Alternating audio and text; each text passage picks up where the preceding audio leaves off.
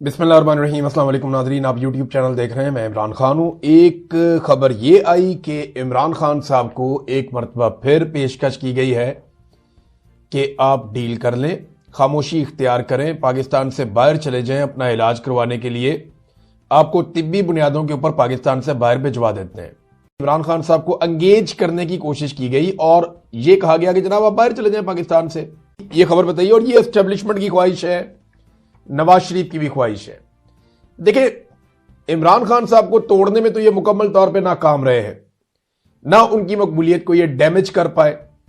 अब अगर कोई रेमेडी मिल सकती है, या अगर नवाज शरीफ को या आसिम मुनीर को कोई फेस सेविंग मिल सकती है, तो वो यही हो सकती है कि जैसे नवाज शरीफ पाकिस्तान से इलाज करवाने के बहाने पाकिस्तान से बाहर इंग्लैंड चले गए थे, वैसे ही इमरान खान साहब भी इलाज करवाने के बहाने पाकिस्तान से बाहर किसी और मुल्क में चले जाएं।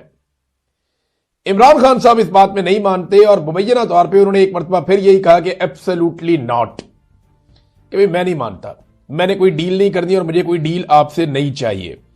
तो ये बार बार डील जाती क्यों है इमरान खान के पास? कभी अमेरिका से बंदे बुला के इमरान खान के पास भेजते हैं, कभी कहीं और से बंदे बुला के इमरान खान के पास भेजते हैं, कभी उसको बराह रास्त डील देते हैं, कभी गिरफ्तारी से पहले उसको डील ऑफर करते हैं, कभी गिरफ्तारी के बाद उसको डील ऑफर करते हैं।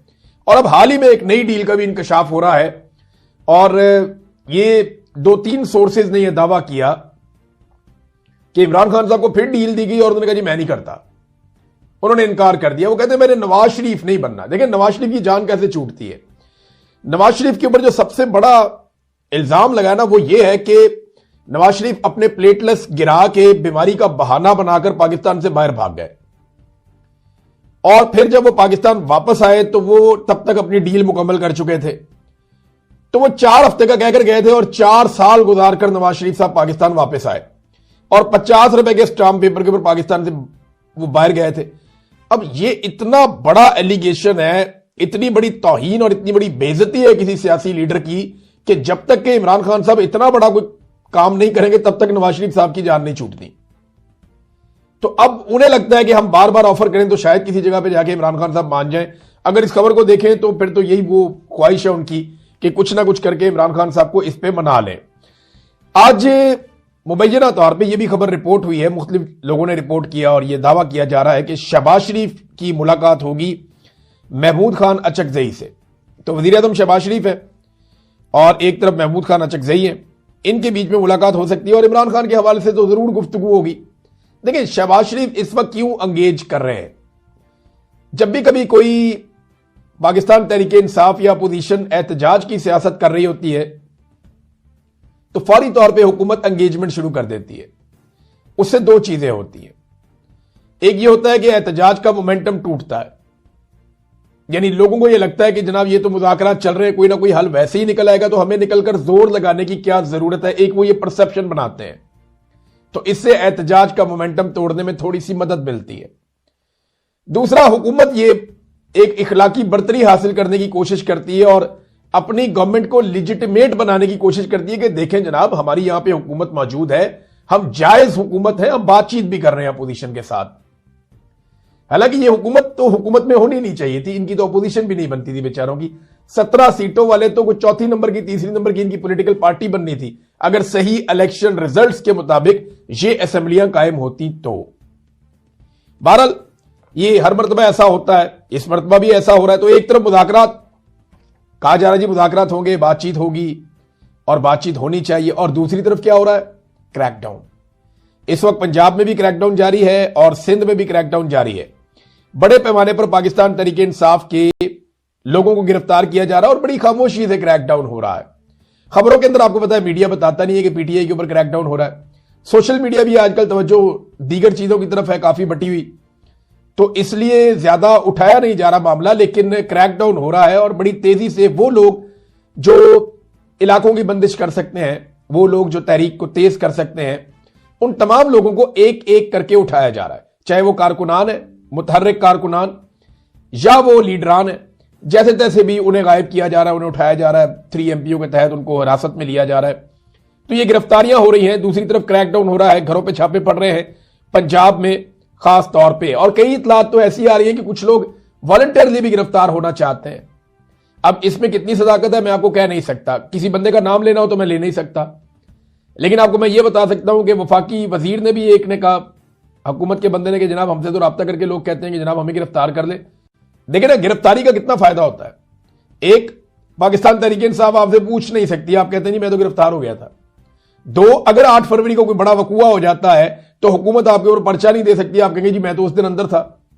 तो ये डबल फायदा हो जाता है अंदर होने का, कि आपकी हाजिरी भी पड़ जाती है और आपकी खाल भी बच जाती है। बहरहाल ये इस तरह के लोग होते हैं, लेकिन पाकिस्तान तहरीक इंसाफ में अब ऐसे लोग कामयाब नहीं होंगे, क्योंकि पाकिस्तान तहरीक इंसाफ ने एक बड़ा कड़ा एहतसाब शुरू कर दिया है अपने अरकान असेंबली का और ओहदेदारों का, और एक एक करके अब वो नाम सामने लेकर आ रहे हैं, MNAs के, MPAs के, सोशल मीडिया के ऊपर जो पाकिस्तान तहरीक इंसाफ का अपना सोशल मीडिया है या उनकी अपनी पार्टी के लोग हैं, उन्होंने अब ये मामला उठा दिया। वो ये बता रहे हैं जी फलाना MNA एक दफा भी नहीं आया, ये MP है ये भी नहीं आया, ये मिनिस्टर है ये भी नहीं आता था, इसको इमरान खान साहब का करीबी साथी है ये भी नहीं आता था, ये जो बंदा है इसको ये ओहदा दिया हुआ वो भी नहीं आता। अब सोशल मीडिया ने ये बेड़ा उठा लिया है और वो एक एक करके बता रहे हैं कि जनाब कौन आता है और कौन नहीं आता। ये रोला पड़ गया।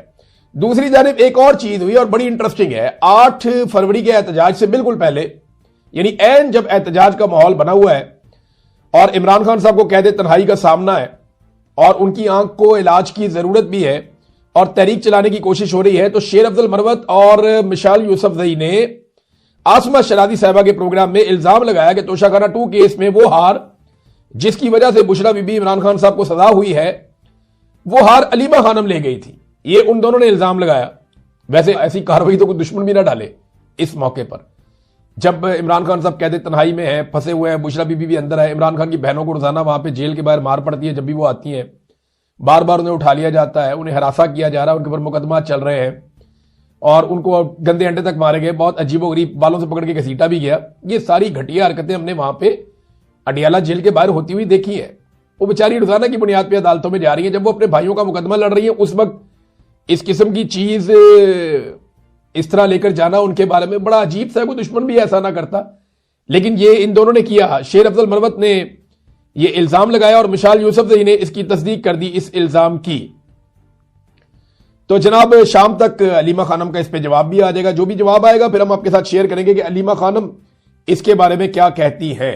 बहरहाल ये बड़ी, अब मैं क्या कहूं, इमरान खान साहब ने, फिर इसका मतलब है शेर अफजल मरवत साहब को बहुत पहले पहचान लिया था, वरना वो ना निकालते पार्टी में से। ऐसी सूरत हाल में लीडर्स पार्टी से लोगों को नहीं निकाला करते जब वो जेलों में हो, लेकिन इमरान खान साहब ने ऐसा किया था। अब इमरान खान साहब का देखिए हालात उनके इतने मुश्किल है कि फैमिली और डॉक्टर्स को मेडिकल रिपोर्ट्स देनी थी और ये हुक्म सुप्रीम कोर्ट ऑफ पाकिस्तान के चीफ जस्टिस ने दिया कि जनाब हमने कह दिया है आपकी फैमिली को और इमरान खान साहब की फैमिली को और डॉक्टर्स को उनकी मेडिकल रिपोर्ट्स मिल जाएंगी, लेकिन अब तक इमरान खान साहब की मेडिकल रिपोर्ट्स नहीं दी गई। हालांकि जब नवाज शरीफ साहब जेल में थे तो हर 15 मिनट के बाद नून लीग रिपोर्टों के साथ आकर टीवी पे बैठ जाती थी। हर 15 मिनट के बाद उनको नई रिपोर्ट मिलती थी कि प्लेटलेट्स इतने कम हो गए और इतने कम हो गए और इतने कम हो गए। अगर नवाज शरीफ को कहीं इमरान खान साहब पाकिस्तान से बाहर ना भिजवाते ना तो प्लेटलेट्स माइनस में चले जाने थे उनके। मुझे तो ऐसा लगता था कि अगले 2-4-5 घंटे में 0 हो जाएंगे और उसके बाद माइनस में चल पड़ेंगे। जिस रफ्तार से नवाज शरीफ साहब के प्लेटलेट्स को मैनेज किया जा रहा था, और PMLN जो है वो हर 15 मिनट के बाद हाथ के अंदर एक रिपोर्ट लेके बैठी होती थी